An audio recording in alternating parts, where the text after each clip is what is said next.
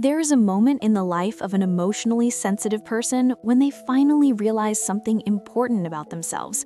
They do not cry because they are weak, unstable, or incapable of handling life. They cry because they feel everything before they can protect themselves from it. Their mind notices emotional shifts instantly, but their heart absorbs the impact without defense.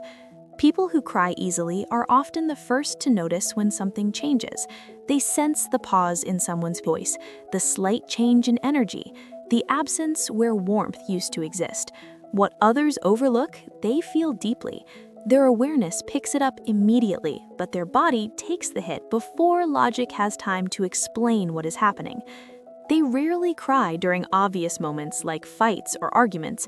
Instead, they cry when something subtle breaks, when care fades quietly, when connection thins without explanation, when effort slowly becomes one-sided and no one names it out loud.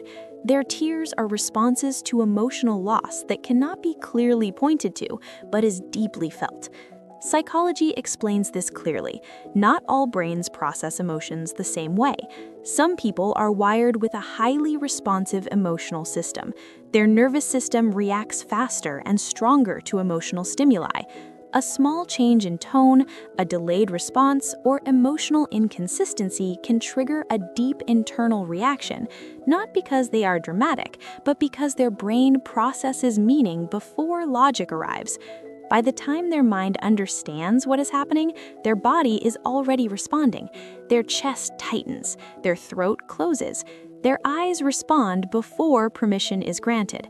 This is not attention-seeking behavior, it is biology. The nervous system reacts to emotional unpredictability as danger. The body always knows first. People who cry easily are often deeply empathetic.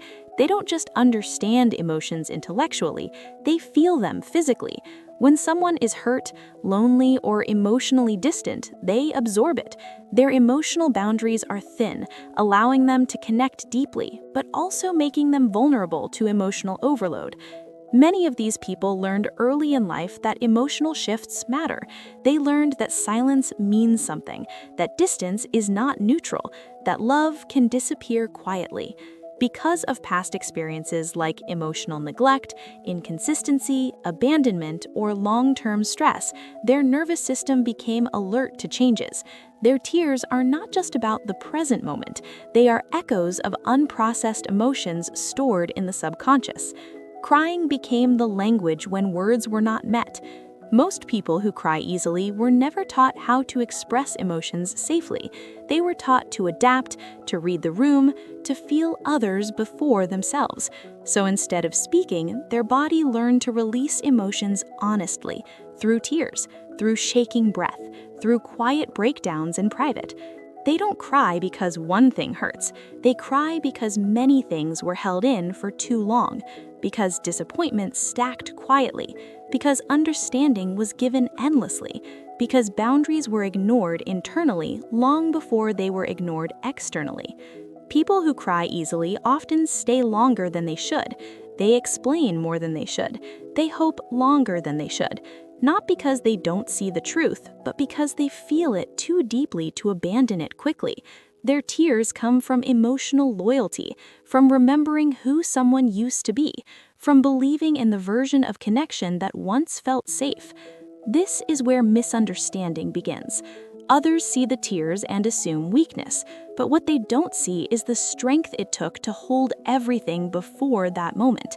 They don't see the restraint, the patience, the constant internal negotiations to stay calm, to stay reasonable, to stay composed. The tears arrive only when the system can no longer carry the weight silently.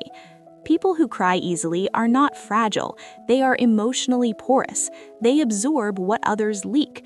When someone withdraws emotionally, they feel it. When someone becomes inconsistent, they feel it. When care turns conditional, they feel it. And because they feel it, their body responds honestly. Over time, this sensitivity can create confusion. They begin to wonder why they can't just be normal, why they react so strongly, why they feel so much. But the truth is not that they feel too much, it's that they feel earlier. They detect emotional shifts before others acknowledge them. Their tears are not reactions to a single moment, they are reactions to what has been building underneath.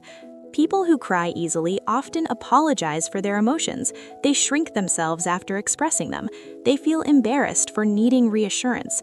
But what they are truly responding to is emotional uncertainty. Mixed signals confuse their nervous system. Affection without consistency creates anxiety. Their tears are asking for clarity, safety, and emotional grounding. And when they don't get it, they cry again. Not because they want to, but because their system is exhausted. Society teaches people, especially adults, to hide tears. Crying is associated with shame, immaturity, or weakness. As a result, many people suppress emotions to appear strong. But psychology shows that emotional suppression increases stress, anxiety, and emotional numbness. What is not expressed does not disappear, it accumulates.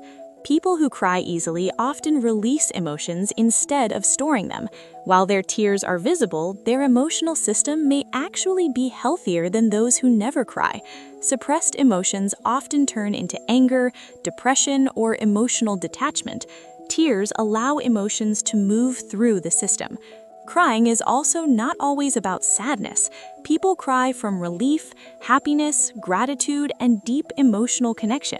For emotionally sensitive individuals, strong positive emotions can be just as overwhelming as negative ones.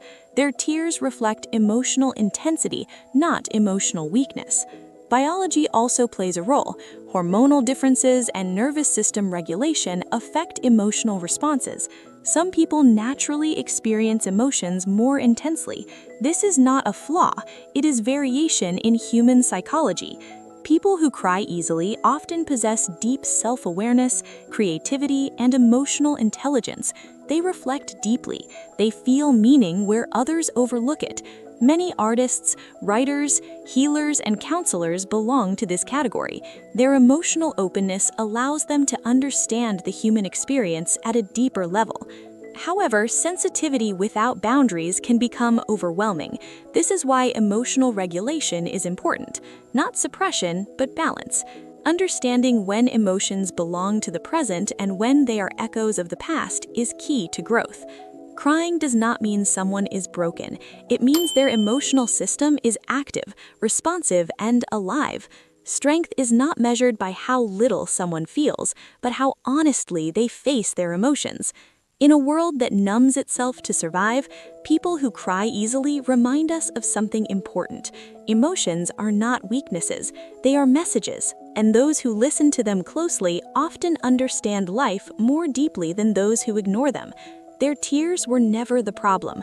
The lack of emotional safety was.